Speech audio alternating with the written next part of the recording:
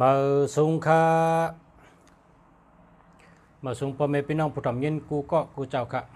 มาสุงทั้งสินค้าเมื่อในได้เอาข้อความอันสาราเฮาอันครูเฮาสอนในห้องเรียนมาสอนตอนสู่เจ้าความ3ข้อความ3ข้อในบ่เผยเฮ็ดได้เป็นสัตเท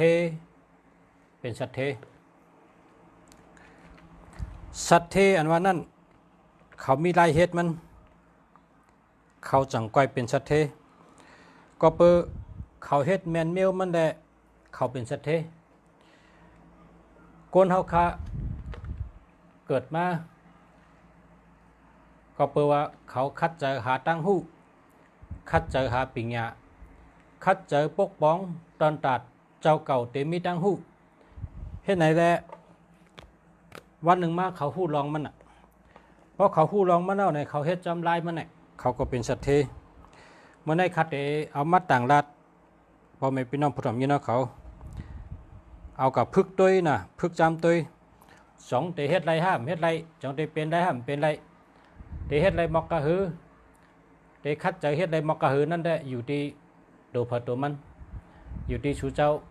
พี่น้องพอไม่พี่น้องได้ก็ผู้ทำยินตั้งหลายทอมให้เอากับเฮ็ดตัวจำตัวเนาะมันก็กองเฮ็ดไรมันก็กองเต็มเฮ็ดไรกับกำหน้าขัดทำด้วยเสียงกำจ่องเสียงหลัง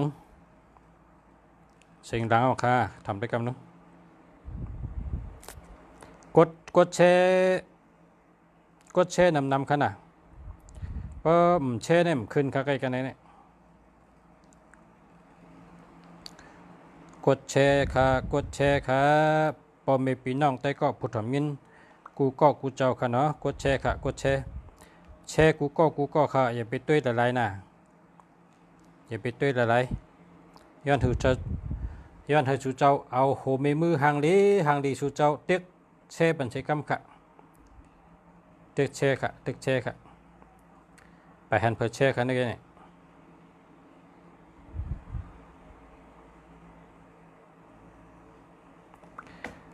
แช่เอาค่ะ2ก็ขอบใจค่ะขอบใจใหญ่น้ำขอบคุณขอบใจค่ะยินจมค่ะเกจูใหญ่ค่ะเต้ค่ะเกจูใหญ่เต้ขอบใจค่ะในกำหนดข้าหอยป้าเพชรจำได้ขอบยักจำขอบจ้าก้อยเตยก้อยหนือเจอขอบเจอย่าก้อยเตยก้อยหนือยักเยอะขอบเจอเยอะหน้ามาเพชรน้ำขอบเจอเยอะน้ำค่ะนะจำขึ้นกะขอบเจอเยอะน้ำค่ะเนาะแช่เขาเนี่ยแช่มาเลยขอบใจค่ะฮะทำได้กันนะ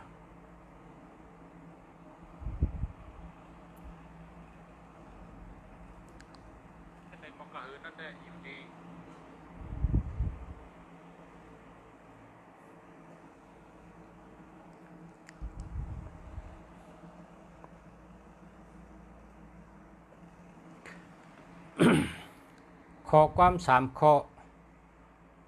อันว่าคนสัตเทเขาเฮ็ดเป็นจึงหือไว้ค่ะเต็มมาต่างรัฐเฮาปอมเมพี่น้องผู้ทำยินเขาได้ฮู้ได้ยินเขาเฮ็ดจังไหนค่ะสัตเทเขามีตั้งเฮ็ด3อัน เพราะว่าเมื่อกลางวันในเฮ็ดการเฮ็ดงานอุบกันลัดต่อกันกูเมียวกูเปิงเฉยได้เขาเจ้าไล่หู้ตีป๋องเย้าเนี่ยเมื่อได้เขาอุบสังกันไหนเขาได้เอาข้อก้ามมันเขาอุบลองไปหมักมีเขานั้น ข้อความอันเขาอุบกันลองการกล้าการขายเขาการซื้อการขายเขาการงานเขานั้นเขาออกข้อความอันนั้นเมื่อเราแลกินข้าวยาวไว้พลายาวเด็กเขานอนแนวไหนเขานั่งสมาธิค้นขึ้นพื้นขึ้นโดยขึ้นข้อความมันเขาไล่กะอุบกันมานั่นครับ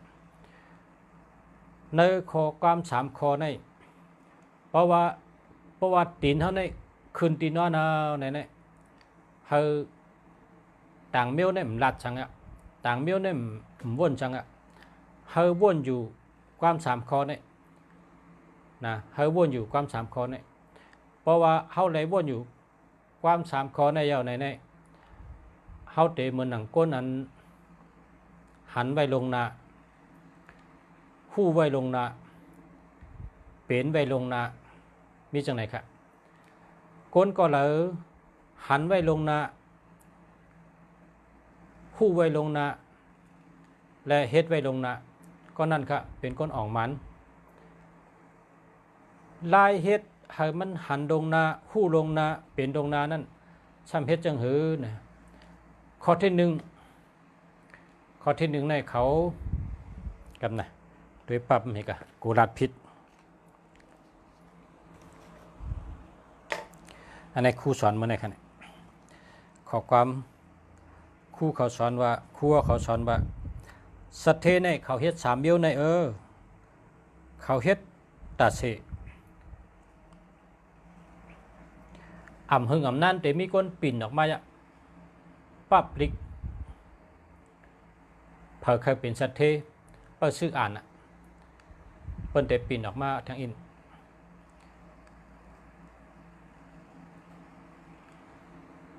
เปิดแต่ปีนนะเตออกมาเป็นทิกใต้เขา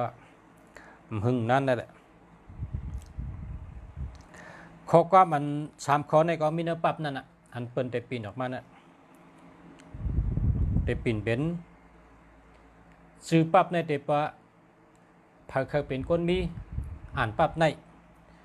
ก็จะแทงปรับจำเพอเคยกล้าขายดีอ่านปรับในก็จะในแทงปรับจำปอมักมีสอนลุกนะและปอก้นผานสอนลุกนั่นจำปรับแต่ออกมา3ปรับมีคนตึงปังกันคนมีเงินเจอเขาเป็นคนมีเงินเนี่ยแห้งเงินก็เตรียมทนแห้งออกเขาก็มีข้าวยำเขาก็ตันเขาเตะเฮ็ดออกมาดีใจเมื่อเดี๋ยวได้เฮาถ่อมได้ข้อกำ3ข้ออันคู่เฮาจกมาปั่นให้เลยจิ้มด้วยอาราสางอ่อนตั้งว่าแค่มอกกะหือเนี่ยนะเพราะเฮาพยายามถ่อมเพราะมันเหม่อเนี่ยมันเป็นวหาระเหม่อมันมืดหูเฮาเนี่ยมันไปหู้หรอหวานหือเจมหือขมหือขึ้นหือเนี่ยไปหู้ก้อยกะเพราะว่าอะไรยินน้ำยินซ้ำยินซ้ำก้นดัดมันน้ำกว่าตั้งเลยก็เลยยินอ่านดิกก็เลยยินเพราะเนี่ยมันมืดหูเฮาบางมืดหูเฮาเนี่ยเขามาอาราสางเขามานะอาราสางเขามาแล้วก็ก้นอันอ่านดิกกูวันเนี่ยนะก้นอ่านดิกกูวันเนี่ยเขาไล่ตั้งหูกวนก้นอันตัวเด็กกวนเนี่ยเขาไล่ตั้งหูกวนก้นอ่านเด็กกวนเนี่ยเขาปกป้องน้ำกัดตัวเก่ากวนก้นในหักตัวเก่าปกป้องตัวเก่าหักห้ามหักปกป้องห้ามปกป้องเนี่ยตัวขึ้นเจ้าเก่าหู้ลีเรือเป็นเพราะก้นอันปกป้อง เจ้าเก่าเนี่ยปั๊บลิกเตมีน้ำปับลิกเดี๋ยวมีนำจะก็เปว่าปับลิกอันใดกันแคมออกมาในกว่าชื่อมาอ่านปับลิกอันใดชื่อเสียงหลังออกมาในกว่าชื่อมาอ่านคนจะในคนห้องว่าคนปกป้องตัวเก่านะคนด้วยขึ้นตัวเก่าเฮาพอเฮาเอาเงินเฮกว่าเลี้ยงเปิ้นในเฮาสำเลี้ยงไรอยู่พอเฮาเอาเงินในปันเปิ้นกู้เขาจำปันอะไรอยู่เพราะเขาเอาเงินให้กับจอยเปิ้นเขาจำจอยอะไรอยู่ ยอปอติจอยตัวเก่าเนี่ยเฮ็ดให้ปอกก็มีก้นหมังก็จอยตัวเก่าเนี่ยฮิล่ะเนี่ยจอยตัวเก่าเนี่ยเพราะว่าเจ้าเก่าเนี่ยซื้อกินอันดีๆได้แต่ได้มีแห้งเนี่ยมันเฉลยเงินอ่ะซื้อกินก่อนกับเจ้าเหือกินเจ้านั้นมีเจ้ากินเจ้านั้นอ่ะมันตัดตัวมันได้มันซื้อกินก็ยังซื้อเลี้ยงเปิดแทบทั้งเมียวนึงเงินในปันเปิ้นกูได้กับจอยปันเปิ้นได้เผื่อว่าปั๊บลิกได้ดีนะปั๊บลิกได้มีตังหูเพราะอ่านซื้อเมื่ออ่านได้เนี่ยมันซื้อค่ะมันซื้อ มันดาลีถามได้กาขันกาเหือ1 ปั๊บใน500นะมันตัดเส้นเจอปลาย8 ปั๊บดีกำเดียวค่ะคนหมังก็มันซื้อนะมันซื้ออย่าไปว่าที่อ่านด้วยมันซื้อทั้งหลงก้นอันซื้อปั๊บลิก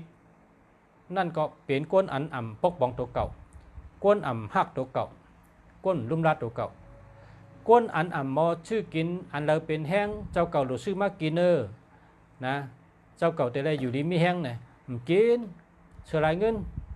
กินยังก็ย่อกินอิ่มต้องอิ่มเลี้ยงก็แล้วนะคนจะในก็เปลี่ยนก้นที่หักตัวเก่าปกป้องตัวเก่าป้องเปลี่ยนก้นหมอปกป้องตัวเก่าได้มันจะซื้อกินตอนตาตัวมันจะมีแห้งอยู่ดีมีแห้งมันซื้อกินกาเขาซื้อกินในก็ดีคนไหน แถมเมียวก็ กันต่อครับ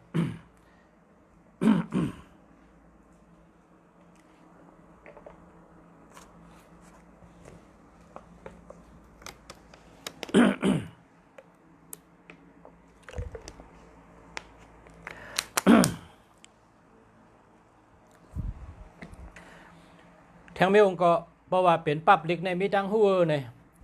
หาซื้อมาอ่านเป็นก่อเป็นกองในมันมีที่อยู่มันเนี่ยที่มันนอนเนี่ยมีเพราะเป็นคนอันปกป้องตัวเก่าเฮ็ดเธอตัวเก่ารักแหลมเฮ็ดเธอตัวเก่ามีตังหูตัวตอนเนี่ยที่อยู่มันแต่มีปั๊บลิกนำไว้ที่นอนมันก็แต่มีปั๊บลิกนำไว้คนก็ใน สัมเปว่ามันอยู่เย็นๆก็มันมีตังหู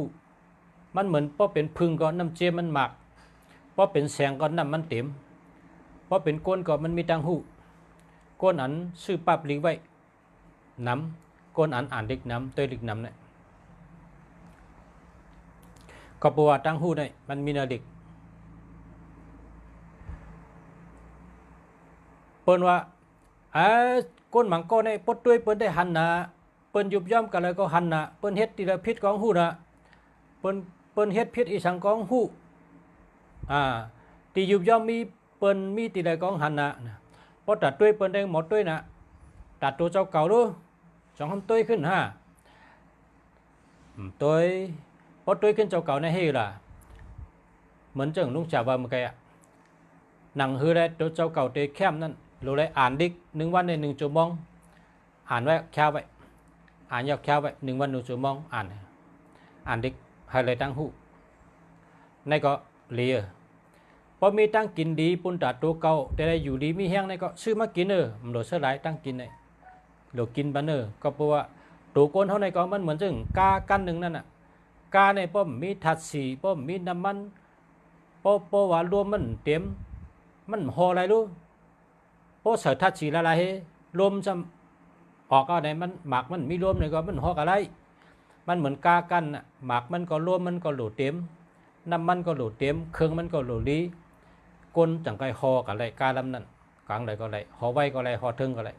กากันนั่นตัวก้นเขาก็เหมือนกันนะเหมือนกาลำหนึ่งหนังหึงแต่อยู่ดีมีแห้งนั่นเราเลยกินบันอาหารละตั้งกินอาหารตั้งกินอันดีที่มีแห้งเลือกเสียกินหนังหึงแต่มีปีญาตั้งหูนั่นหลบอาเนอร์ปั๊บลิกนะในวะเขาจะสอนกันที่ไหนกำในซ้ำปฏิรัติเต็งยาวน่ะ ก็เขาว่าเอามาความลับ3 ข้ออันคนสัตเทเขาเฮ็ดกันข้อที่ 1เพราะว่าตีนเท่ายางเขาตีนอนเนี่ยเฮาวนว่าเมื่อผูกในเงินเด็กเขาเมื่อผูกในเขาได้ส่งเงินมาเมื่อผูกในอันเฮาอุบกันนั่นเขาได้มาซื้อ เจอได้หันอยู่ว่าเขาได้มาซื้อ เขาเอาเงินมาเขาก็เลยนับเงินเขาก็เลยอ่านเงิน วนเฮอหันนะวนเฮอหันอันลุงสารัดเมื่อไกลหันลงนาคู่ลงนาเฮ็ดลงนา3 ข้อเนี่ยกำไตเขา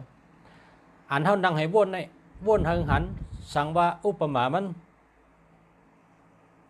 พอเขาเป็นคนขายโคเมื่อพวกในเปิ้นได้มาซื้อโคเขานำทนโคเขาขับไว้จังได๋ซัมปปางงก็เป็นหลายแต้วก็เพราะว่าเปิ้นได้มาซื้อกว่านำน่ะเฮาขายสังก็ตั้งขายเฮาซัมปห่างนงก็เพราะว่าคนมาซื้อนำน่ะเมื่อพวกนี้เฮาวนอันนั้นตั้งพอเฮาวนจังได๋เนี่ยเปิ้นฮ้องว่าถาดเฮาส่งถาดอันที่มีลับเนี่ยถาดออกมาเนี่ยออกกับเหตุการณ์บันเฮาในโลกาเนี่ยมันมีถาดจักแก้วว่าล่ะเมื่อเฮาวนว่าได้มีคนมาซื้อน้ำโคเฮาได้ขายได้น้ำพอเมื่อพกมาภาพอันเฮาวนไปเมื่อกลางคืนนั้นห่างอันเฮาหันเมื่อกลางคืนนั้นห่างอันเฮาวนแม่นนั้นมันเปลี่ยนมาป้อมไปเปลี่ยนคัดใจวนให้เปลี่ยนวนได้วนให้หันวนให้เปลี่ยนวนให้ถึงจะจับลองนั้น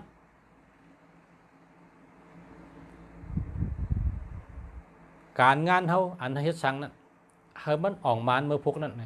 ข้อที่1เนี่ยเฮาวนเจอจับและทัดสางมัน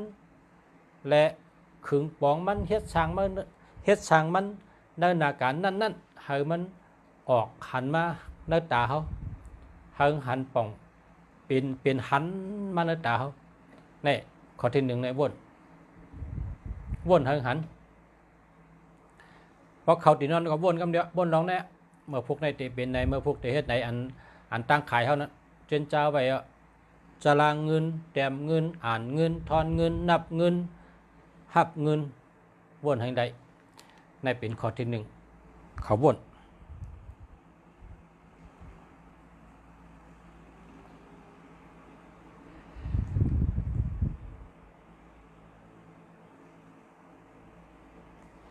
ข้อที่2ในคัดเจอเอาเจอเขาเนี่ยกดจับเผยลองนั้นคัดเจอเอาปลายวนเขาเนี่ยกะมีลองนั้นคัดเจอเอาในเจอเขาเนี่ยหันอยู่ลองนั้นหันอยู่นาการเขาอันโดยเฮ็ดให้ออกนั้นเอาเจอเขาเนี่ยกดจับเพิ่งได้นะเอาเจอเขาเนี่ยกดจับลองนั้นเพิ่งได้อย่าไปปันเจอพงเจอผิวอย่าไปปันเจอกว่าลีต่างที่ต่างเพราะเจอกับลีก็ห้องมากขึ้นเพราะเจอกับจับต่างเบี้ยวก็ขึ้นจักมากขึ้นเอาเจอเขาเนี่ยกว่าจับเหการนั้นเขาตีเฮ็ดมาพวกนั้นเฮามันเหมือนตัวเขาไรเฮ็ดไรต้งไรดึงไรขึงไรปองไรเฮ็ดไรสร้างนั่นอาการอันนั่นอยู่นะ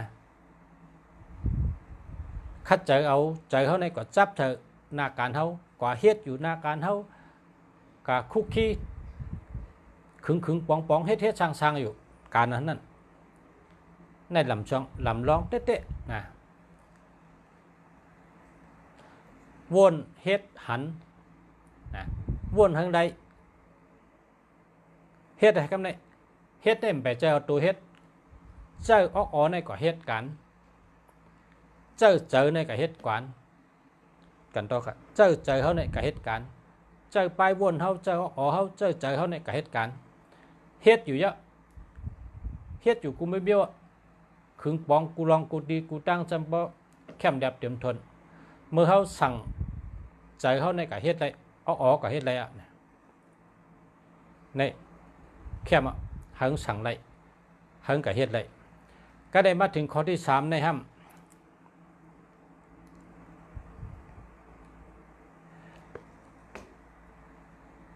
อันเฮาเฮ็ดเย้ากูลองกูเปิงนั่นผางหางสัมปมามีในตาเฮาในนาการเฮาชาตำวางแผนเฮ็ดสังกูลองนั่นหางมันสัมปมามีในเฮาในหางมันสัมปมามีในตาเฮาในนะเฮ็ด3อันในพอเฮ็ด3อันในวนเฮ็ดหันนะหันอันว่านั้นหันหางมันกูเมียวกูเปิง คัดใจเฮิงหันนะคัดใจเฮิงหันเฮาหันหางขึ้นมาเนื้อตาเขามันแล้วก็หัวเขาพอเขาวนได้นะพอเขาวนได้จะจับมันแล้วก็เจอมันแล้วก็หันมันหางมันได้ปะเนี่ยสามอันนี้ครับเป็นตั้งออกมันสัตเทเขาเพราะว่าเขากับหันสัตเทเนี่ยลองอยู่ลองกินสัตเทได้ตั้งเขาในก็มันเหมือนกันก็เพื่อว่าลองจ้างกำเขานั่งเขาในมันเหมือนกันเขาในเขาเป็นคนเหมือนอันว่าเขาพอใครนอนในก็เขาก็เมื่อนอน นอนเฮียก็พอหลุอุบก็อุบป้อมหลุบังก็นอนกันนั่นน่ะห้องเลยมีสามอันเมื่อไงนั่นนะห้องเลยมีสามอันห้องเลยมีการวางแผนห้องเลยมีการว่นห้องเลยมีการเฮ็ดห้องเลยสั่งออกเฮาเฮิงหันทางขึ้นมาเนื้อออกเฮาเนื้อตาเฮาสามอยู่ในห้องเลยเฮ็ดเพราะห้องเลยเฮ็ดนี่ห้องเหมือนกันได้นะก็เปิดเขานั่นเขาเฮ็ดไรเฮาในห้องเฮ็ดไรก็เปิดห้องเฮ็ดไรห้องเหมือนเขาได้ในเป็นตั้งเฮ็ดนะคนออกมานเขาคนสัตเทเขาอันนี้ เปิ้นกะเอาเนื้อกำพาในนะเปิ้นกะเอาคนเนื้อกำพากะเป็นคนออกมานกะเป็นคนสัตเทในเปิ้นกะเอา ลองตั้งเขาเฮ็ดเหี่ยวได้เพราะเขาเทาว่าในสัตเทจะในเพราะเขาเทาในเขาซ้ำลัดลองเขาเฮ็ดช่างใน ลัดนี่พอลัดนี่เนี่ยเปิ้นก็เตรียมเป็นปับออกมานะเป็นปับออกมาเมื่อเดี๋ยวใน มีปับเอาเป็นสัตเทนั่นนะมันมีลายเฮ็ดมัน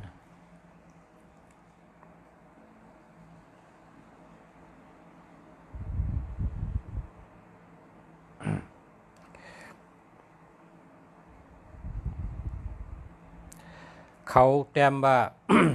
ว่นเฮาเป็นแล้วก็เจียนจ้าเฮามันวางแผนเฮงไรเจียนจ้าเหตุการณ์นั้นเฮ็ดเฮงเป็นแล้วก็เฮาเป็นเจ้าหันห่างมันพังห่างมันเฮาจำบ่หันแหวนตั้งใน3ข้อนี้ว่นเฮาหันเจียนจ้าเฮาป่องคัดเจอหันทางมันเจียงแรงอันในเป็นกักโซลองอ่องมันในการมักมีเยอะนะครับในเป็นกักโซก้นอ่องมันกักโซสัตเทศเขากามถามข้อในเมื่อเร็วในเป็นข้อกำเมื่อในผู้รำยินเขามันก็ป่องพองแล้วก็อาราชามันปอะไรซึมเขาก็ลึกก็ไปวางไปน้ำพอมีคนลัดน้ำพอมีคนอุบน้ำในชูเจ้าเตป่องกะไอ้เมื่อน้ำมาในการนาในบันเดลัดที่เดียกามจะเนี่ยในการนาในบันเดลัดที่เดียคนลัดเด่นน้ำมาที่เดียก็บอกว่าบันเดเข่งกันลองกล้าขายลองมักมีลองซื้อขายลองมักมีลองกล้าขายลองมีเงินบันเดอุบกันเฮ็ดกันลัดกันจะไหนขึ้นกันนะอันที่การต่างเบี้ยวในมันป่นกาบเหี่ยวก็ก้นเขาเต็มลัดขึ้นคนเขาเตะคัดใจเตะเฮ็ดกว่าจังไหนค่ะคำเดียวในการนาเนี่ย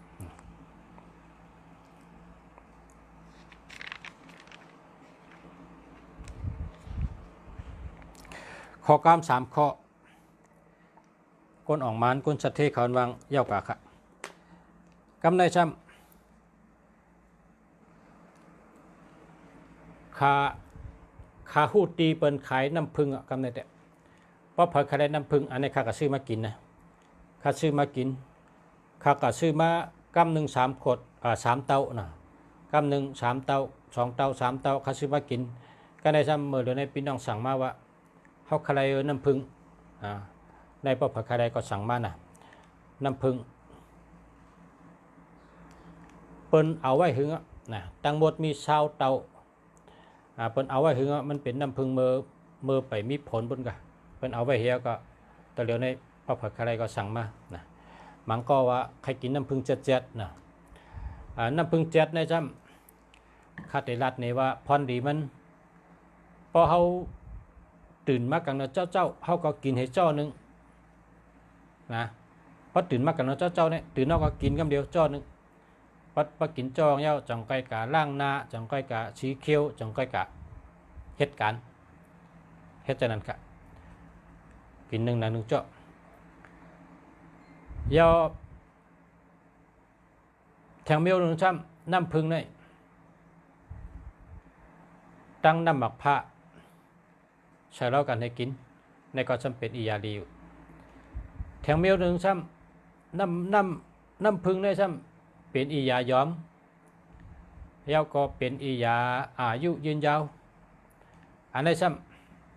ำกล้วยสุกนะกล้วยสุก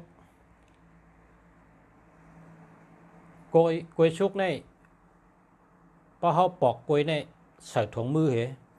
นะพอปอกกล้วยเนี่ยใส่ถุงมือเหรออย่าไปเอามือยิบกล้วยนะกล้วยนั่นอย่าไปเอามือเตอละนะกล้วยนั่นน่ะอย่าไปเอามือเตออย่าไปปั้นเตอมือในให้ใส่ถุงเหรอเฮาก็ปอกกล้วยสุกเนี่ยใส่ในมันนะพอปอกกล้วยสุกใส่ในมันน่ะเนี่ยมีเหตุครึ่งนะมีครึ่งอ่ะหลายกอบก็ได้กอบมันก็ได้2กอบก็ได้นะกล้วยตึกสุกเนี่ยเพราะว่าเอากล้วยสุกนั่นมือเขาติดปอกนั่นเอามือเสร็จทงเลยนะเสร็จทงมือพอมือเขาในย่อการนำน่ะเปิ้นปันยิบกล้วย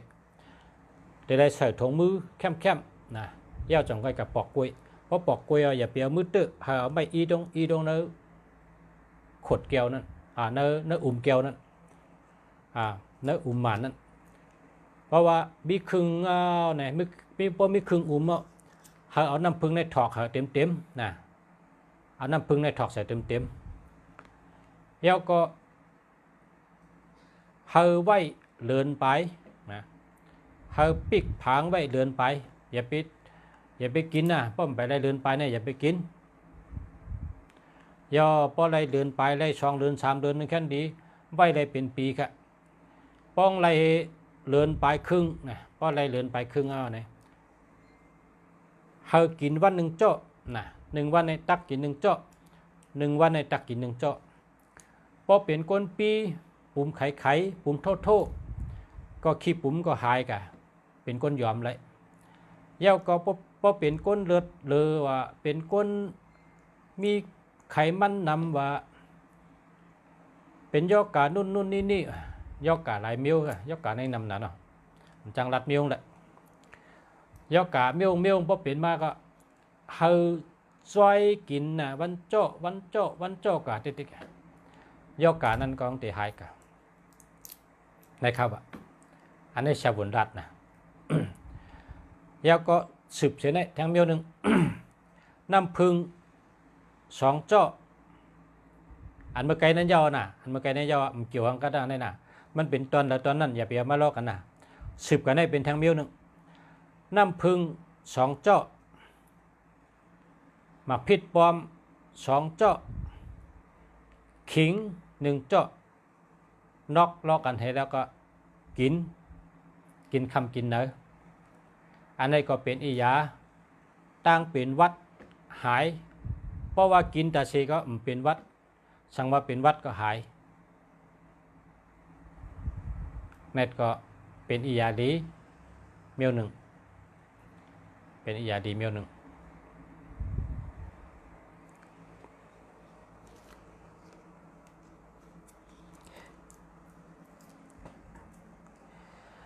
น้ำพึ่งนี่อย่าไปนอกน้ำไม้พอกินนะเพราะนอกน้ำไม้นี่มันตายกว่า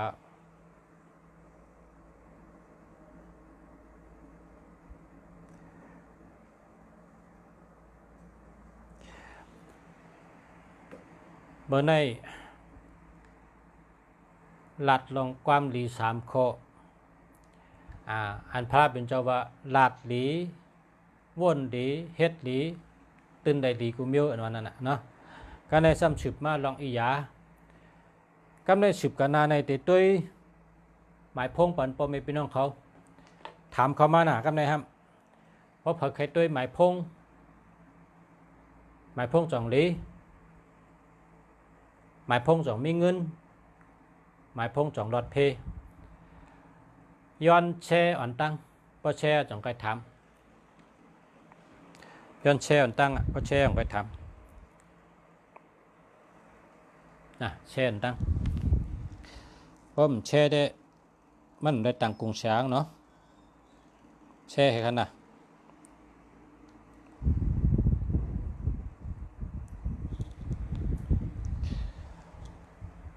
ก็แช่ตั้งครับปฏิธรรมก็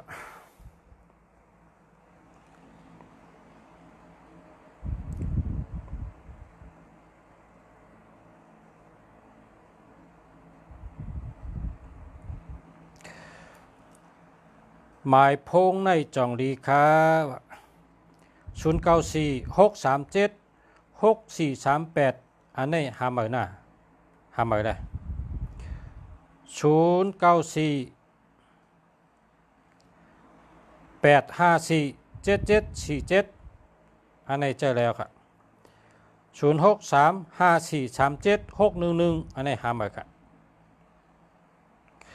คำในอ่ำต้วยหมายพงคาห้ากดแช่ตั้งนะเพราะติดด้วยตรงกดแช่ตั้งกดแช่จังก็ทำนะเพราะไปเลยแช่เนี่ยอย่าไปทำนะไปเลยต่างกรุงเช้าเนาะ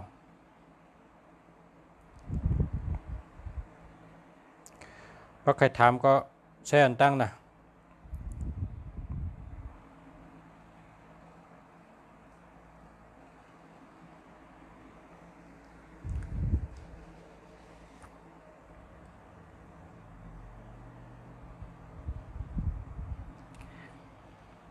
0950834297เนี่ยหามานะหามากะ0944855788อันนี้เจอแล้วครับ0633972307อันนี้หามานะ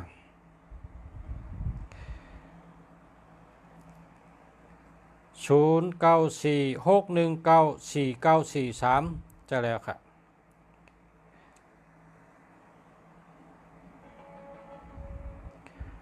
0953932453นี่ก็เจอแล้วนะ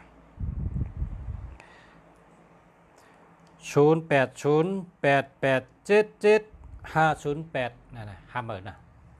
หามา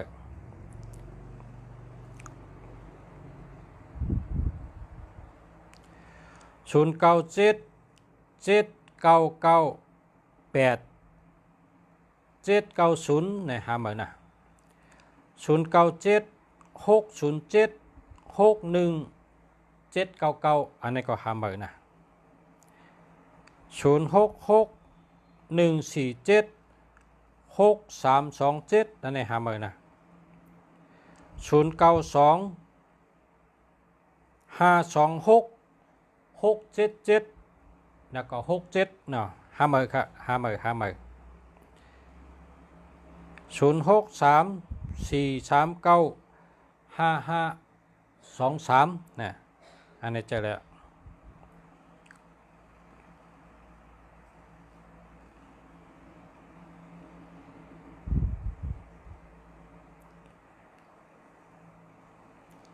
0629133039หามานะ0969338545จะแล้วครับ0968146566นะหามานะ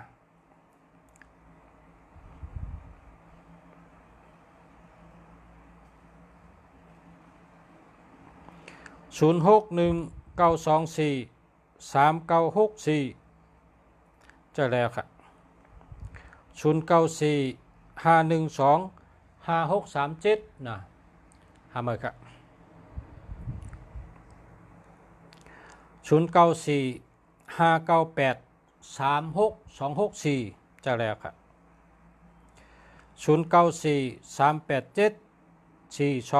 0943874269 0991765338อันนี้หามานะหามาเจ้า094099ใน 8นะ8เฮ้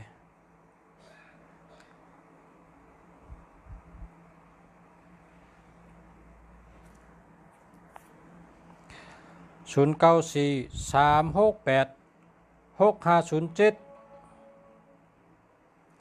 หาเบอร์ครับ0853575561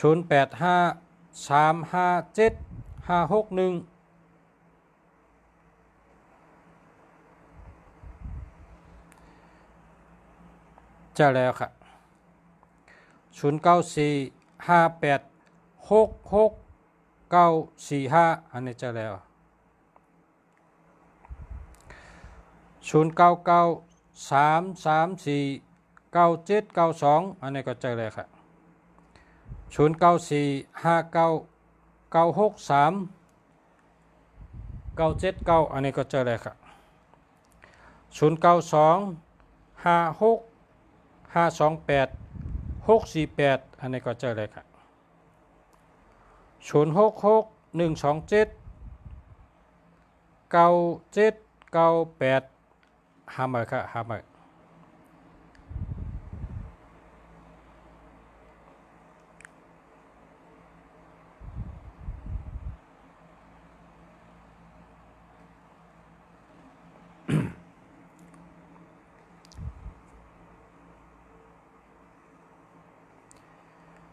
0942544543หาเบอร์ครับ0646234616อันนี้เดียว0815821080หาเบอร์ครับ094243448988จะแล้วครับ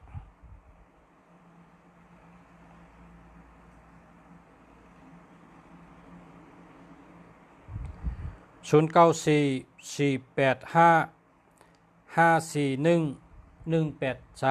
หาเบอร์ครับ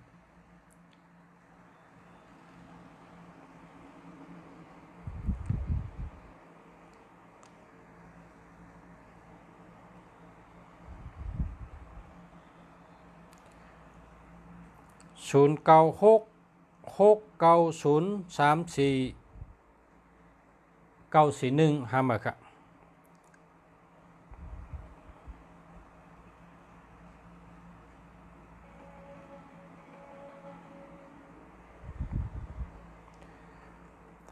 0633962524อันนี้เจอแล้วครับ0991685687อันนี้แคมแกเนี่ย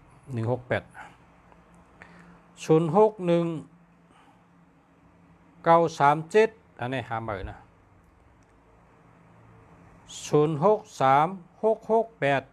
0636686945อันนี้แคมเมอร์ดีเตะ0969564593อันนี้ก็แคม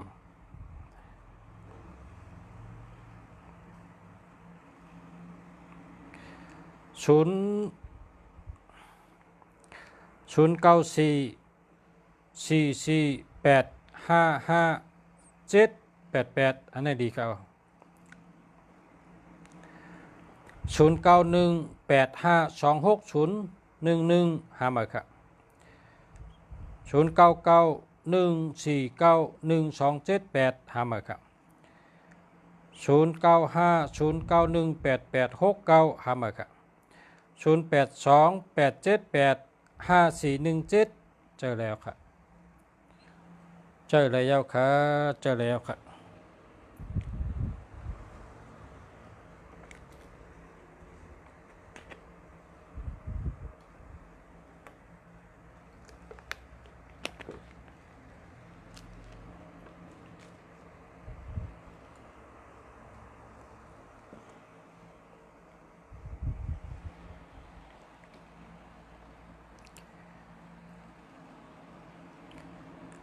0634755796นั่นนะเจอแล้วครับ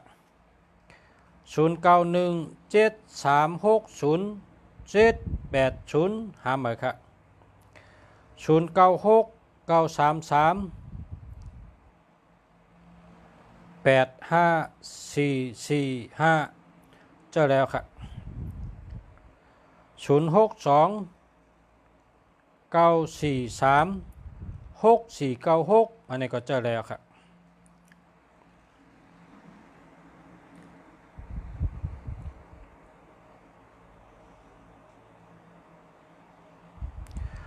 0991492782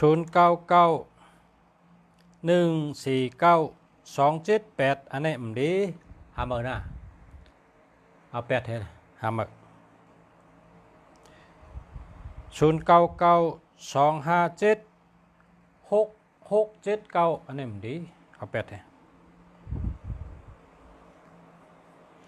เต้นลับมีค่าวะเต้นลับมีอ่ะเต้นจู่ก็มีเต้นลับก็มี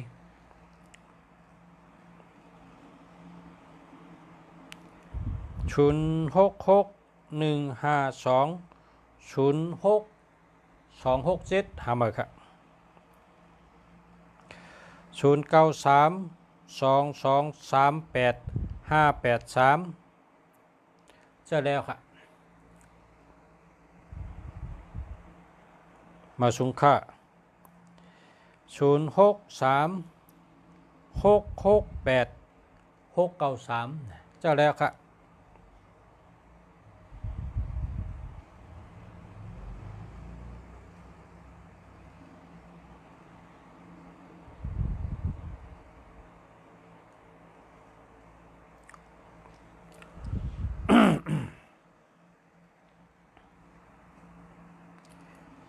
0947455866นี่ก็แก้มหมดเนาะ0661425340นี่หาเหมือนะ0626255325นี่ดี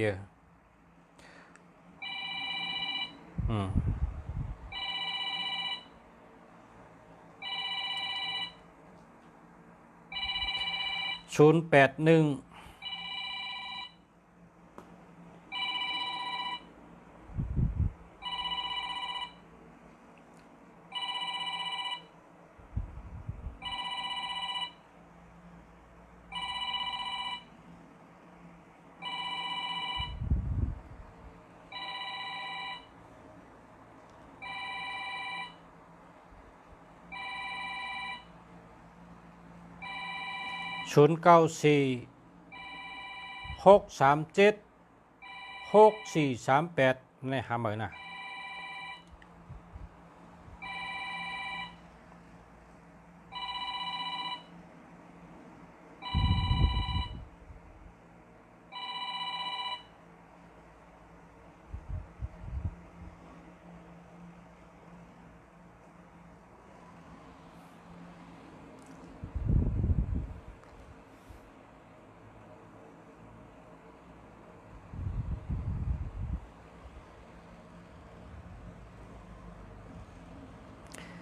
แช่3ตัวก็ไปเตอร์คาปีเนยเนาะ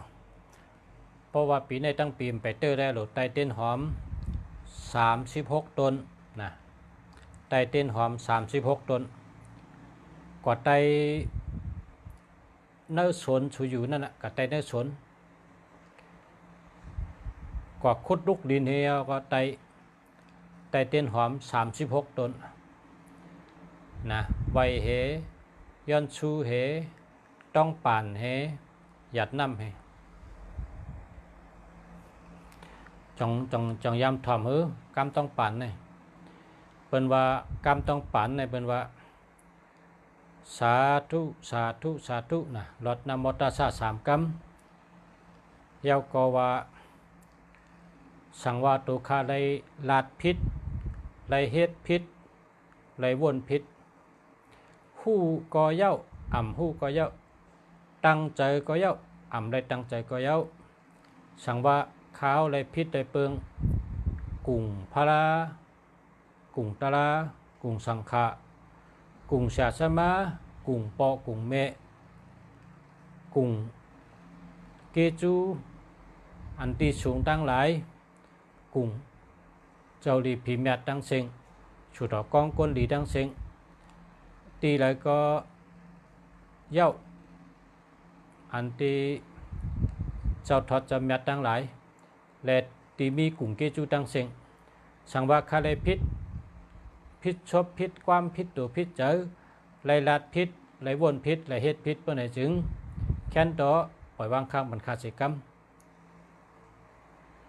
ขาจือว่าใจใน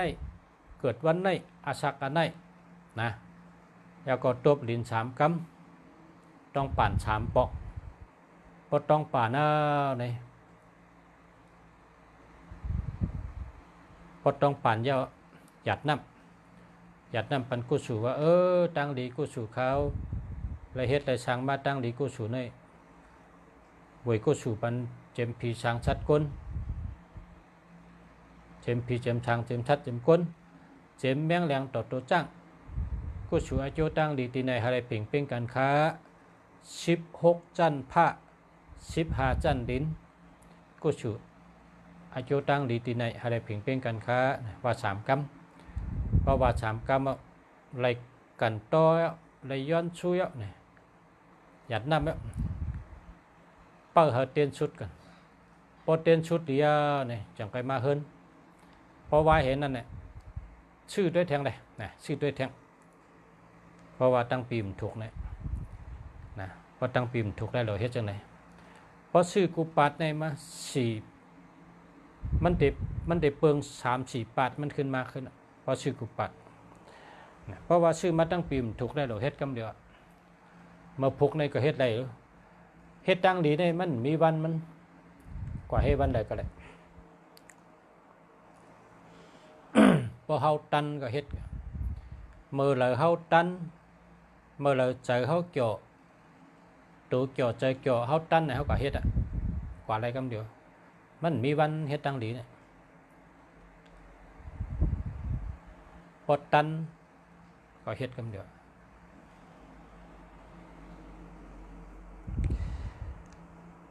0932281522หามาค่ะ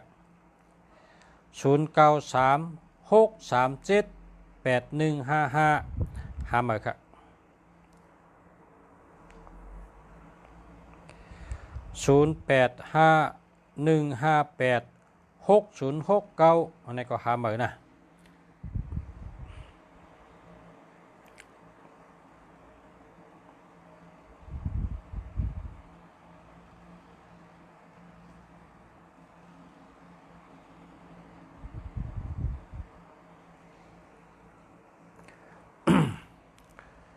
มีคนหูจักบ่ชาหลายก็มีนำเมืองพังก็มีเวียงแหงก็มีเขาซื้อทีมถูกลุงแฉเขาใจเขาเฮ็ดไหนเขาถูกหลายปอกไหนเขาถูกหลายปอกไหนเมื่อปนมาหึงเนี่ยเขาก็ถูกเฮียก็เขาซื้ออิงเม็ดโลนึงแหน่งแหง2 โลแล้วก็แตงเหเขาซื้อให้ส่งมาจำกาเมื่อปั่นลุงแฉเมืองหลีนาเนี่ยว่าเจ้ากามาส่งลุงแฉว่าเพลลูมานะปั่นเบอร์โทรมาโทรถามนะ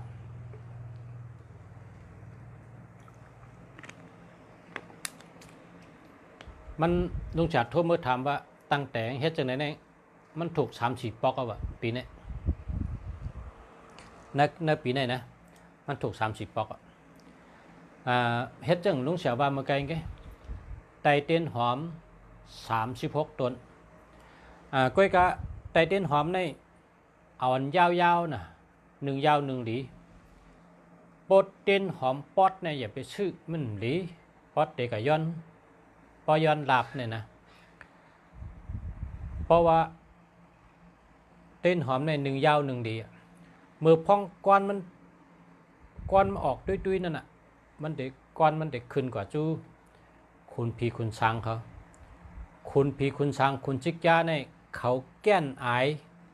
เต้นหอมเพราะเขาได้ยินอายเต้นหอมเอาเนี่ยอายเต้นหอมในกับเขาฮุกคุลังเขา เขาซ้ำตัวมาว่าเอ้ยพอเรามาตุดเต้นหอมกันแน่อายมาเขากุ้งขุลังนอนบ่มไรแน่หลูหังอ่ะคาไรหังอ่ะเนี่ยตื่นย้อนอายเต้นหอมเฮานั่นแบบนะเพราะฉะนั้นเฮาหลุดไตเต้นหอมในเต้นหอมเฮาอันกับชื่อเนี่ย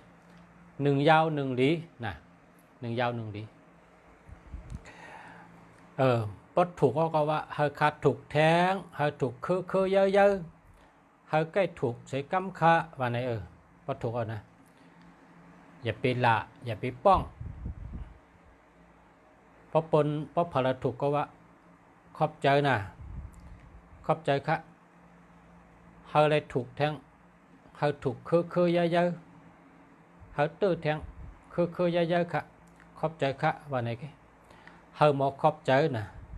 ก้นอันผลมาก็ขอบใจแหลดไม่ก็ขอบใจมีการก็ขอบใจไรกินดีก็ขอบใจไรเหตุการณ์ก็ขอบใจเฮือน่ะก็ขอบใจแหลดไม่ก็ขอบใจผลมาก็ขอบใจลมแห้งมาก็ขอบใจก้นอันหมอขอบใจจะไหนเขาใกล้ถูกนะจ่องชูเจ้ายามลาท่าขอบใจค่ะลมกัดลมเย็นพอผลมาก็ขอบใจค่ะผลเงินผลคำพอลมมาก็ขอบใจค่ะลมกัดลมเย็นพอแหลดไม่ก็ขอบใจค่ะขุนวันแหลดลีน่ะต้องชุดพยายามว่าจังนั้นโลพึกว่าน่ะคอก้ามอันว่าขอบใจเนี่ยขอบใจอะไรกูมิ้วอันมีหอบตัวเขาในขอบใจแล้วกูมิ้วต้มสังพงเขาในเขาอยู่หรอกขอบใจในลุงฉาในพวกกะกินข้าวในห้องกะกินข้าวเจ้ามาในเอากะไว้ที่เพิ่นเข้าให้เอาเข้าปัน1 กำพักปัน1 กำในพงในลุงฉาในขอบใจมันนะว่าขอบใจนะอาโลหาเงินปันลุงฉากูวันคำพองอยู่แต่เมืองเคคำพองอยู่ที่เมืองลาวคำพองอยู่ที่เมืองอินโดนีเซียคำพองอยู่เมืองออสเตรเลียเปิ้นโอนเงินมาปันลุงฉาได้โอนมาปันคำบ้านคำเมืองนะลูกเมืองไต้ก็โอนมาเมืองไทยก็โอนมาลุงฉาเนี่ยขอบใจจ้ะขอบใจมันเนี่ยพงเนี่ยลุงฉาเตรียมฉันได้เป็นต้องอ่านได้เฮ้เนี่ยลุงฉาเตรียมไปจะไหนเตรียมเฮ็ดติดเฉติพงในคำเดียวเนี่ยตัวหัง363แต้มติดไว้พงเขาเนี่ยเขาเจอหลายลูกก็เขาแต้มเจอหลายลูก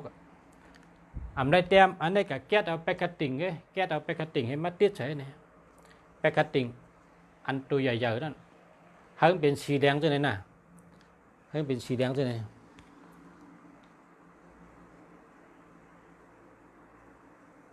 จ่องตัวหัน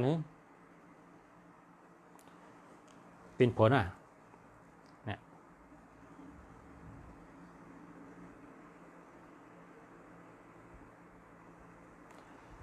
นะชูเจ้าหลุดลัดขอบใจนะขอบใจเมเขา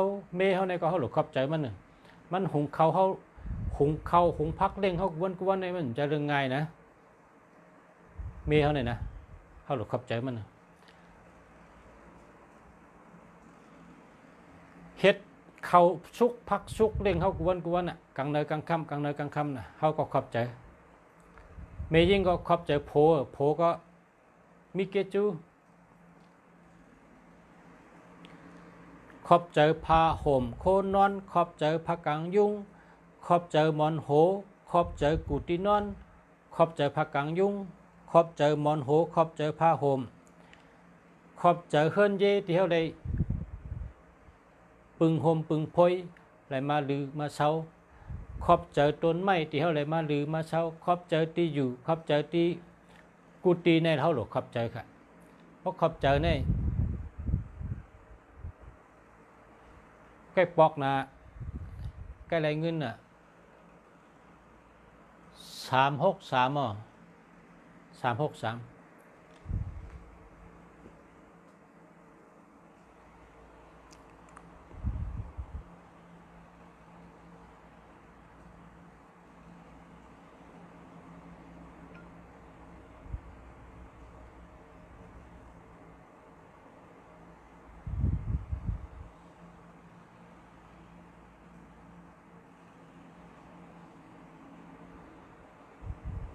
จองขึ้นเหรอ363อ่ะ363อ่ะอาดังกำขึ้นเอา363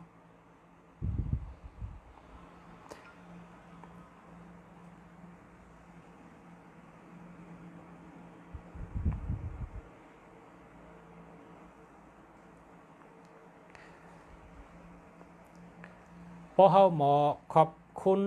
พอเฮาหมอขอบใจใน มันจมนะวะธรรมชาติเนี่ยตีเมืองกอกในโฮงเฮนในมี2หลังโฮงจับกันโฮงเฮนมี2หลังโฮงเฮน2หลังโฮงจับกันครูสอนตาก้องในพอเด็กเขาโฮงเฮนในเจ้าดุกเฮนในกว่าลาโดนบอกในว่าหมอกแพ่งหมอกเหลืองมีต้นอะไรมีหมอกแพ่งหมอกเหลืองมีต้นอะไรมีหมอกว่ากุวันเพราะว่าเขาโฮงเฮนเพราะว่าเขาโฮงเฮนเขาตั้ง2-3 เดือนหมอกในแพ่งลงมีต้นอะไรมีหมอกต่อถึงพอตายอันนี้เป็นสอนในโฮงเฮนนะเป็นสอนโฮงเฮนเป็นเมืองไทยเนี่ยกำไรซ้ำครูสอนแทงก้อนึงนะครูสอนแทงก้อโฮงจับกันแกแข่งกันโฮกไอ้โฮงเฮนแทงห้องซ้ำครูมันในซ้ำพอเด็กเขาโฮงเฮนในซ้ำเจ้าด่วนในเจ้าลูกอ่อนโฮงเฮนในการรัดว่าหมอกในแคมนะหมอกในหอมนะหมอกในห้างลีนะต้นมันก็หนุ่มเวอมันก็หลีหมอกมันก็ห้างหลีอายมันก็หอมว่าจังไหนกูวันเข้าตั้ง3 เดือนอ่ะพอถึง3 เดือนนี่เปิ้นมัดทัดสังด้วยนะเปิ้นมัดทัดสังด้วยพอถึง3 เดือนนี่อันครูก็ในเจ้าลูกเฮนว่านี่ต้นหมอกจ้าเดียวกันหมอกเมี่ยวเดียวกันเจอพันมันอันเดียวกันพอผูกไว้นาห้องเฮนเป็นเตือกให้ก็ลุ่มลาใหญ่มาในว่าจังไหนติ๊กหมอกก็แพงลงมีหมอกยาวก็ต้นมันก็เหลืองลงแพงลงย้อนชบกามกลเนี่ยชบกินพิษกินเกือชบยำกามกะว่าสังเป็นนั่นเปิ้นไทยเปิ้นฮู้ย่อกำในซ้ำครูก็ในซ้ำอ่อนดัดลองหลีว่าหมอกเข้าในหนุ่มหมอกเข้าในแก่หมอกเข้าในต้นก็สูงต้นก็หลีใบก็เขียวหลีหมอกเข้าในหมอกก็ลงยาวกีหลีอายหมอกเข้าในหอมช่ำอามกุวันเข้าตั้ง3 เดือนย่อพอถึง3 เดือนเอาเปิ้นออกมาเปียนี่เปิ้นมาเปียนี่ลูกเห็นว่ามาตัวใดกำในลูกอ่อนโฮงเห็นหลาดชบหลาดความในเปิ้นชบกินพิษกินเกือชบจางายำว่าสังเป็นนั่นด้วยเลยชื่อหมอกอันเดียวกันชื่อพันอันเดียวกันตึกในเฮาผูกแขนกันโฮกไอ้อันชูว่าหมอกห้างลีหมอกหอมหมอกจ้าหมอกแคมหมอกลีหมอกหอมให้เข้าห้องกันกวนเข้าตั้ง3 เดือนนี่ตึกมันก็แคมหมอกมันก็แคมต้นมันก็แคมอายมันก็หอมกันในจังว่าเป็นสอนตัวทบน่ะเนาะก็อันสอนลากูวันนั่นซ้ำหมอกในซ้ำมันแก่นะต้นมันก็แพงลงเหลืองลงแพงลงเหลืองลงมีต้นเนี่ยมีหมอกมันก็มีหมอกแหละเป็นเช่นนั้นครับอันนี้เป็นลายคู่สอนตัวทบครับนะลายคู่สอนตัวทบ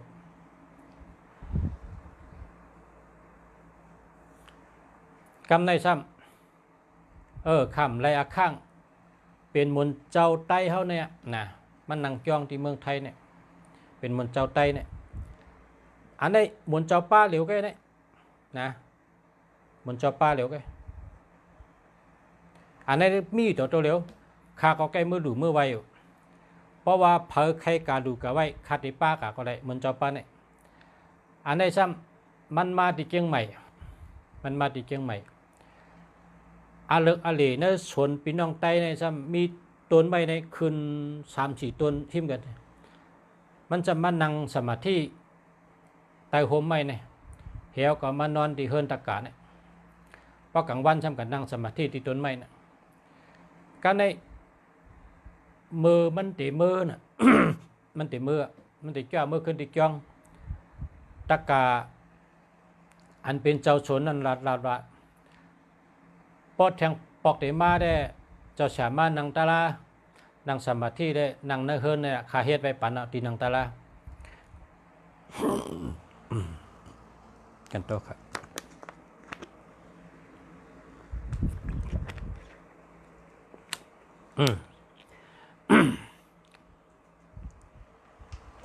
ลุงแฉก็กะหันเปิ้นเฮ็ดเอาเล็กเผือกในเฮ็ดปันตัดเตนางตาลาในเปิ้นเฮ็ดปันตีหังกวยทำตีนอนก็เฮ็ดปันหังกวยมันเป็นเหมือนเจ้าหลังการในเมืองเตมือนั่นตะกางว่าเฮาคาเตปอมโลดผูกโลดสังในมันงึบน่ะต้นไม้หลวงในเจ้าเสียงึบน่ะต้นก็เยอะน่ะเฮาคาเตปอมเจ้าชาตัวตะกางให้รัดว่าชุมโลป้อมชุมโลตัดอ่ำหึงในเตะตายทั้ง4ตัวหนอนต้นไม้เนี่ยต้นไม้มีกันในเตะตายหมดอ่ะหึงอยู่แท่หึงเนี่ยแบบตะกาก็มเทงอยู่ว่าเล่นเนี่ยกันตะกาก็มเทงอยู่ว่าเล่นกันเนี่ยกันเขาก็มเทงตักเสียงเป็นก็สาธุเจ้าแฉก็นังกามือกะนะนังกามือกะ หลายวันแค่หลายวันปนมาค่ะตึกหลายวันเจ้าแฉมือกะเนี่ยนะหลายวันแกตั้มไปถึงเดือนค่ะต้นไม้ได้หญ้าผ่า2 ปอกค่ะนะหญ้าผ่า2 ปอกผลมาผลชิงเมื่อปนมาหลายวันเนี่ยผ่า2 ปอกเฮก็ผ่า2 ปอกเฮก็เขาจำว่าเฮ็ดสังมันบ่ปุดหมดละต้นไม้ในเนี่ยว่าไปผ่าแห้งละเฮแล้วมันตายกับทั้งหมดค่ะไม่เนี่ยมันออกมาตีเดียวกันเนี่ยมี4 ต้นผ่า2 ปอกค่ะว่าต้นเดียวนี่เฮก็ตายกับตายทั้งต้นอะตายทั้งต้นบ่ตายนี่ก็เขาก็ว่ามันแคมเยอะปบปล่อยไว้จังไหนเปิ้นห้องตลอกแห้งอะไรเนี่ยเขาก็กระจังเปิ้นมาเอาลาจักเนี่ยตัด8 แทงเนี่ยนะครับอันได้เมื่อเร็วเนี่ยครับเนี่ยเจ้าเสียป้าเนี่ยก็นั่งจ้องอยู่ที่เมืองไทยเนี่ยว่ากามคอเร็วกันนะวัดเต้ฮะวาเรียนท่านเต็มหูแต่ยังเจ้าลาดอกชบน่ะเนาะก็ตายเต้ค่ะไม่เนี่ยนะอันนี้เขาขายังอัดตัวนะ แล้วก็เหมือนเจ้าป้าเนี่ยก็เขายำกันหลุดกับไว้นะลุงแฉก็ยำกันหลุดกับไว้เปิ้น เป็นเหมือนเจ้าหลังเหมือนเจ้าในเนื้อปลาเนี่ยกินให้ปอกนะเนื้อปลาเนี่ยกินให้ปอกตั้งแต่เป็นเจ้าช่างมาต่อถึงเป็นเหมือนเจ้าเนี่ย มันกินเนื้อกินปลานะมันเจ้าชุงกำนำในชุงโหดโถโหบันเป็นแตงเป็นหมักปักกูเมียวมังปอกก็ต้มกินมังปอกก็นึ่งกินเฮ็ดจังนั้นครับ ในก็เลยว่ามันเป็นลองสืบดีใครในกันเนี่ยลุงแฉก็ใครในสุเจ้าเฮาว่าได้ลาดทั้งก็เจ้าชบกามก้นนี่นะโลมอลาดลีโลมออุบลีพอเฮาลาดลีอุบลีเมียวลีก็ได้เข้ามาจูเฮาพอเฮาลาดอ่ำลีเมียวอ่ำลีก็ได้เข้ามาจูเฮามีก้นกอง เป็นคนไตเนี่ยมีเงินอยู่2 ล้านไปเฮ็ดตั้งการตั้งขายมีเงิน2 ล้านไปกำในเปิ้นกึ่งกั้งมาเป็นเมลให้ก็โคมันได้ขายโคไตมันได้ขายมันจำหลัดในมันทำหลัดต่อภายกองหลัดจับชมว่า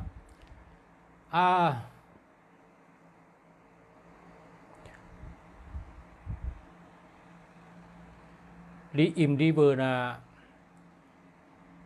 แล้วก็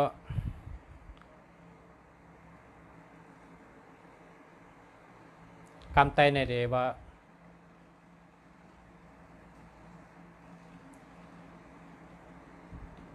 กำไทยเขาว่าช่วยในกำไตเดว่าหึมหัว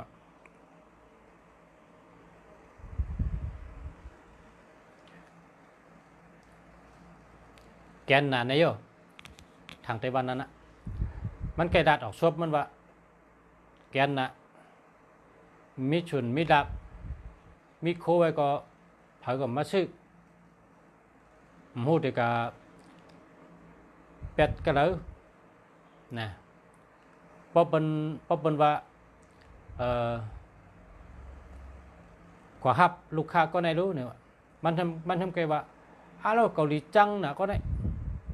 เกาหลีจังนะคนก็ได้มันทำไงดัดจังไหนเฮแลอ่ำหึงอ่ำนานก้นก็ได้นะยามมีเงิน2 ล้านเมื่อเหลียวในป้อหลุดเมื่อเหลียวในป้อหลุดใส่การน้ำมัน50ก็ได้ย้อนเปิ้นนะเชิงมดค่ะนะเชิงมดกว่าอ่ำหึงอ่ำนานเนี่ยเชิงมดกว่าโลเมื่อเหลียวในป้อหลุดใส่การน้ำมันรถเนี่ย5 คันเนี่ยแล้วก็ย้อนเปิ้นเป็นกับจังนั้นนะเพราะเผาลัดอันลัดชบลัดกล้ามเนี่ยก้นหมังก็ได้เขาลัดลองอ่ำลีเนี่ยพอลัดลองอ่ำลีเนี่ยเมี่ยมดีเนี่ยแต่มาถึงตัวเขาก้นก้อนนั้นทีเดียวเมื่อปานพระเป็นเจ้าได้มีปู่ยาเชก้อนหนึ่งมาถามพระเป็นเจ้าพระเป็นเจ้าที่ค่ะคาตการในป้อเมี่ยวเลยคาโกเนี่ยคาซ้ำเลิกกับหบเมี่ยวนั่นค่ะป้อเมี่ยวเลยข้ามใครหันเนี่ยคาซ้ำเลิกกับหญ้ากับหันเมี่ยวนั่นค่ะเนี่ยเป็นย้อนชังคาระ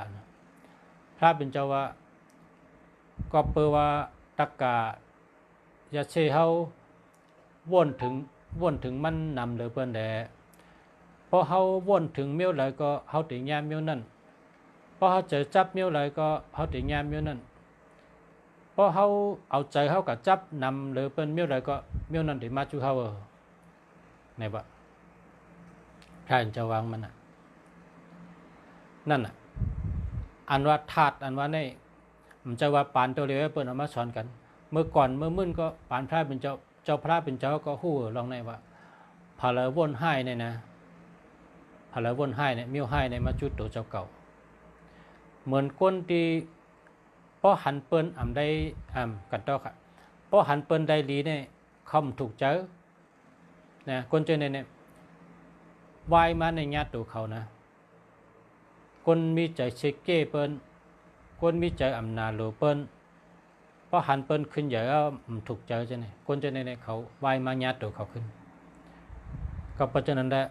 เฮาหลู่มอไว้เจอนะเปิ้นสอนตัวเดียวเนี่ยว่าพอหันเปิ้นได้ดีเนี่ยเฮาโหมโจมจอมนะเฮาโหมโจมเฮก็ยกนิ้วมือบันให้ไหนนะยกนิ้วมือบันว่าลีเตะแคมเตะแคมลีปันแห้งหน้าเฮาโหมโจมจอมให้แหละยกนิ้วมือปันนะพอเฮาหมอโหมโจมจอมเปิ้นนะวันมาเนี่ยลองออกมันเปิ้นนั้นเฮาก็ติเป็นก้อนนั่นนะพอว่ายินเปิ้นเตอทีเฮาก็ว่าเอาโลยินดียินโจมจอมหน้ายินดียินโจมจอมหน้านะเฮาพอยินเปิ้นว่าเฮาปัดให้เฮากามดีปัดให้เฮาเตอทีเนี่ยพอเปิ้นดัดออกมาน่ะเฮาเตรียมคอมเมนต์กับว่ายินดีจอมยินโจมจอมหน้ายินดีจอมยินโจมจอมใหญ่ๆนำหน้าเนี่ยว่าให้3 กำอำหึงอำนั้นเจ้าเก่าติได้ลงกำไดแทงหลายปัดเนี่ยเจ้าเก่าติได้ลงเจ้าเก่าติเป็นก้นกามดีนะติเป็นก้นปอกเถอันนี้ชูเจ้าอันนี้ข้อกำจะในข้อกำในห้องเฮียนลุงฉาเขาสอนในห้องเฮียนเอามาลัดในชูเจ้าเนี่ยใจว่าเอาตั้งหันถึงให้ลัดเนี่ยใจก็เป็นข้อกำสอนในห้องเฮียนนั่นแหละข้อกำจะไหนเนี่ยลองให้หมอไว้เจอให้หมอผมจอมเปิ้นแล้วก็ให้หมอปล่อยว่าง นะเฮาหมดด้วยขึ้นตัวเก่าอนุชาไกมาลาตัวนี้มันเป็นความสอนในห้องเรียนค่ะเนี่ยเฮาพอมีพี่น้องผู้ถมเยอะเขาพึกนะมันก็ในรัดถึงซื้อเปิ้นรัดถึงซื้อเปิ้นในมีข้าวยามเป็นโจบ้องรัดถึงซื้อเปิ้นก็นั่นเนี่ยย่อเพราะตัดได้รัดถึงซื้อเปิ้นในข้าวยามมันมีเป็นโจบ้องก็กับปัจจัยกับอ่านดิกโจบ้องนั่นแหละมันอ่านนะโปกาลัดถึงจื้อบันได้1โจบ้องได้มันตึกโหลลัดแทงอยู่บ่ถอมนะตึกมีแทงข้าวยามมันนะปัจจัยกัดด้วยเด็กอันมีตั้งหู้กัดถอมความสั่งสอนกัดถอมตาลาอันมีตั้งหู้บ่นี่มันเฮ็ดมันกว่าคนมังก่อนั่นเป็นจังนั้นนะจังว่าเปิ้นสอนกันน่ะเปิ้นสอนก้นในเมืองในขึ้นใหญ่มาสูงเอานะเปิ้นเข้าใจสอนเฮานำใจก้นให้ขึ้นใหญ่มาสูงจ้อมนะพอก้นมีนำใจขึ้นใหญ่มาสูงในบ้านเมืองในได้ขึ้นใหญ่กว่าจ้อมกันนะเมืองอินเดียเนี่ยมุกุปอกในเขาเป็นคาเองเกเรต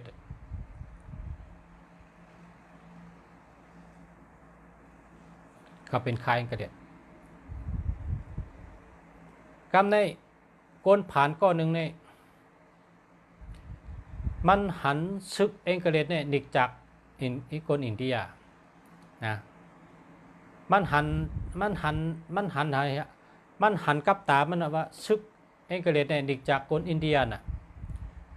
พอขาเห็นปิญญาเย้าพอขาสอนห้องเห็นขาเย้าเนี่ย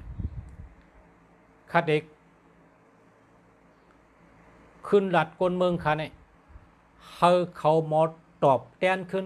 เองเกเรตเนี่ยเขามาอยู่เมืองเฮาเฮ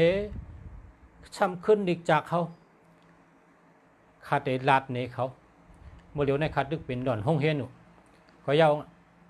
ก็กะขาเต็มลืมอันเองเกเรตเขาดิกจากกนเฮาในขาเต็มมีวันลืมมันมีไว้ในอมันมันเลยหันเองเกเรตนั่นดิกจากกนอินเดียก็ได้พอมันเห็นยาวห้องเห็นมันยาวมันหาเงินในมันหาเปิ้นจางมันกับเขากบนีก็มันเฮ็ดมันเป็นคนมีปิญญาเปิ้นจังปันการเงินเดือนมันเอามันบ่ได้กินข้าวอิ่มต้องก็ปล่อยมันคัดเจอเอาข้อความอันมันได้หันอันเปิ้นดิกจากเองก็ได้มาอยู่เมืองเฮาเฮลินก็ลินเมืองเฮาน้ำก็น้ำเมืองเฮาเขาก็เมืองเฮากินข้าวเมืองเฮากินน้ำเมืองเฮาอยู่เมืองเฮาเฮขึ้นดิกจากเฮาได้เอาลองในขึ้นลาดปันคนเมืองเฮาก้นเมืองเฮาหูแรงตาแรงเฮามีปิญญาเหี่ยวเฮาขึ้นมีเจอเขา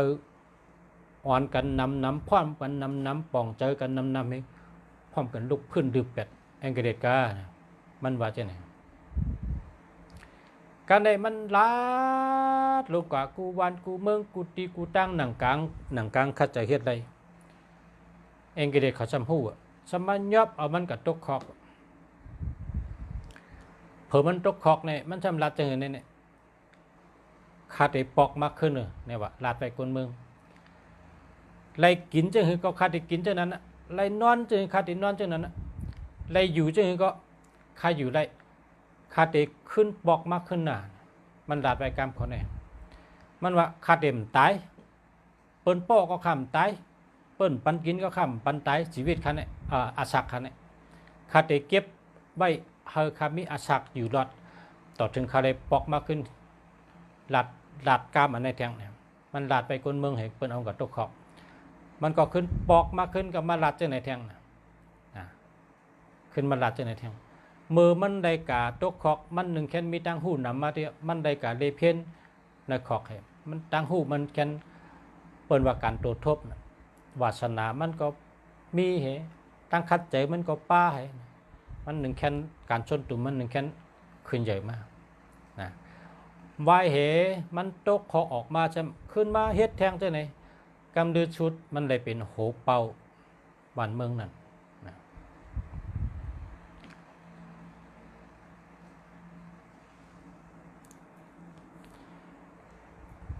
มีหลายก็ก้นในกำผาเนี่ยอันลัดกล้ามเขาเนี่ยเหมือนนางนโปเลียนเขาจะไหนก็ลัดกล้ามจะเนี่ย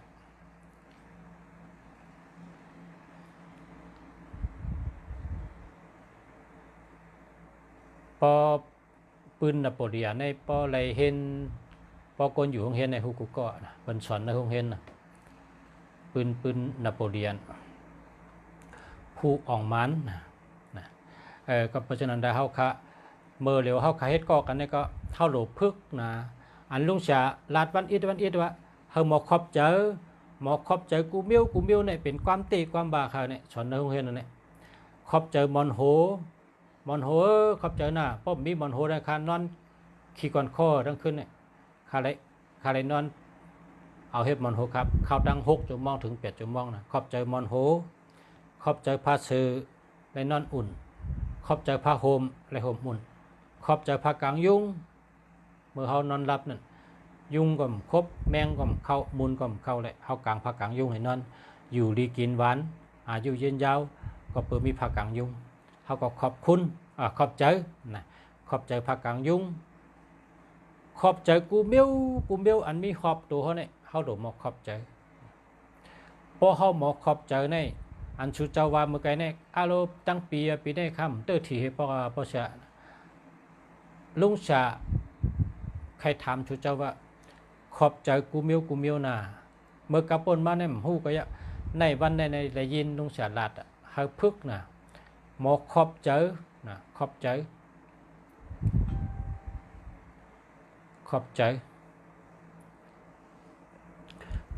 กูเมียวผลมากก็ว่าขอบใจนะผลแหลดมากก็ขอบใจแหลดลมมากก็ขอบใจลมการมากก็ขอบใจการมีนาทีขอบใจนาทีมีอะไรกินขอบใจตั้งกินมีเมขอบใจเมมีโผขอบใจโผโลมขอบใจกูเมียวอันเฮาขอบใจนั่นน่ะพอหึงมาติจับยามพอจับยามมาติเป็นคนมีลาภเป็นคนมีลาภยก็คอกาม3ข้ออันลุงสามมาดาชุมในเพราะกว่าเห็นนี่นะเลยจ่ายเงินนะจ่ายเงินอันในลุงสามเนี่ยเจ้าชูเจ้าจ่ายก็พอหมอถ่อมกาม3ข้อนี่เป็นขอความอันก้นอ่องมานก้นชัดเทเขาใจกันมันเป็นกฎมันเป็นปักเปิงเขามันเป็นจีการเขาที่เขาสืบเ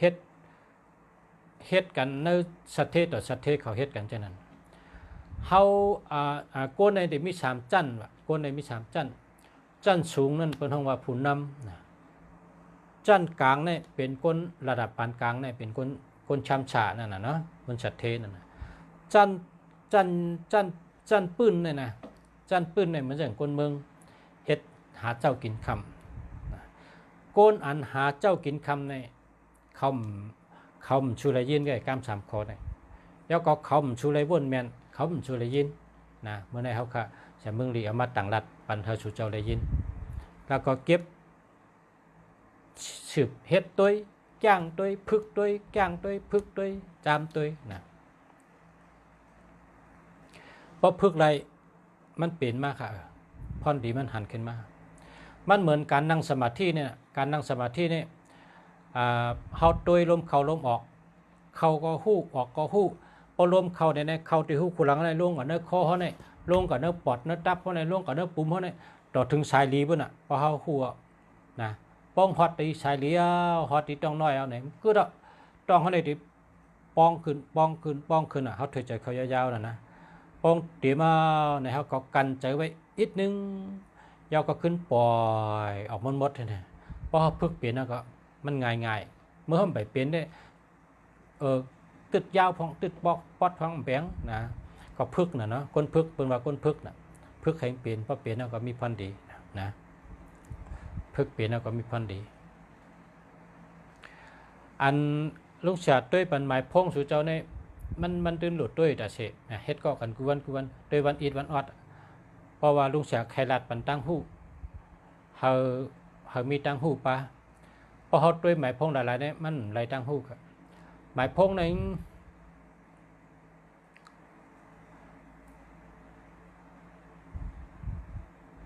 อด้วยให้เย้าก็มันเย้าแหละเพราะว่าอันคนเขามาถามในของ1 วันในมีปากไปมันตุ้ยมันเย้าแหละพอลุงชาอ่านนำก็ตาก็ขึ้นนะพอตาขึ้นแล้วก็น้ำตาก็ไหลอ่ะก็เพราะฉะนั้นแหละลุงชาก็ด้วยพองด้วยคำพองด้วยตันเย้าก็เอาอันไขรัดในใจเนี่ยออกมาลัดจอมเกจอมบงให้ใจไหนครับมันติดไรอาราสางหลายมิ้วไต่ตั้งหูหลายมิ้วนะไต่ตั้งหูหลายมิ้วมันเหมือนเขากินข้าวนั่นพอเขากินพักมิ้วเดียวทัดก็มิ้วเร็วเขากินพักในให้ไรเปิดวัน1 วันในกินข้าวพัก5 มี5 มิ้วนะเพราะเป็นใดในแดกลายกินพักเมื่อได้กินโถเมื่อพกกินมะเขือเมื่อฮื้อกินมะน้อยเมื่อนึงกิน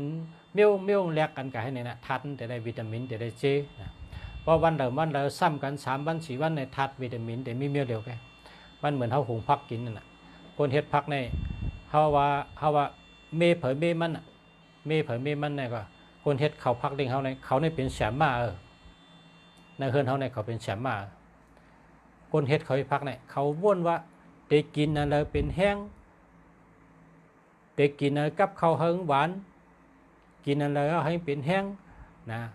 ป้องเป็นเพพอกินแล้วต้องเจ็บพอกินแล้วต้องกว่าพอกินแล้วต้องเฮคำเฮ็ดมาเลี้ยงเขาได้เขาเหมือนตั้งแสมมาเขาอยู่ใน2 ไพ่นั่นเมอันว่าเมเผยก็ยะนะคนใจกูก็มีเมกูก็นะอันเขาเฮ็ดพักเลี้ยงเขานั่นเขาเลยเอาเจอเฉยแล้วเฮ็ดเป็นนาทีเขานั่นแต่ง่ายๆนะเฮ็ดพักกลางเนยกลางค่ำกลางเนยกลางค่ำเนี่ยนะเป็นแสมมาเขานั่นในเฮือนในมีแสมมา1ก็คนหงคงพักเขานั่นแสมมาก็บอกว่ามันตัวกือได้ใช้กะฮือมาพิษใช้กะฮือถั่วเน่าใช้กะฮือน้ำมันใช้กะฮือเนี่ยเฮ็ดพักอันใดอันเริ่มกับเพิ่งเรียบกันที่ไหนมันวนอันใดเฮ็ดเตวานไหนมันเจนใจเฮ็ดปันเท่ากินตั้งวันตั้งเหลือนตั้งปีตาเฉยในอ่ำใจง่ายๆค่ะนะในก็เขาหลุมขอบคุณเขาค่ะเข้มเดียวบอกค่ะมาเนี่ยเอากันไหนกันจมมาค่ะขอบเจอค่ะขอบใจค่ะขอบใจใหญ่น้ำกูก็กูเจ้าค่ะขอบใจค่ะย้อนชูให้กูก็อยู่ดีมีเงินห่างดีกึกปืนกูก็กูคนกูก็กูเจ้าเสกกำขามาสุงคา